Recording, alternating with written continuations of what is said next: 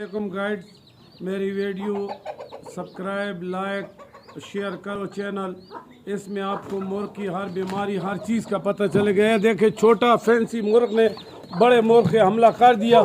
ये कल भी इसने इसको दूसरे मुर्ग ने आंधा किया हुआ है। ये देखो दोनों आंखों से मार खाई है लेकिन मना नहीं होता। हमारा ये चूजा एक मर गया, ये देखो सामने नज़र आ रहा है।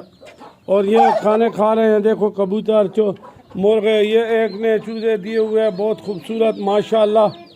एक ने ये चूजे बड़े हो रहे हैं, ये देखो माशाल्लाह सारे एक किस्म के चूजे हैं। और इधर मुर्गी के नीचे फैंसी और जो है तो कुलंगी 18 चूजे हैं। और ये देखें सारे फिर रहे और काम भी हो रहा है। हम बना रहे हैं कोठनियाँ इनके लिए। हमारे YouTube को शेयर लाइक सब्सक्राइब ज़रूर करो ताकि आपको हर वीडियो हमारी मिलती रहे। बहुत शुक्रिया।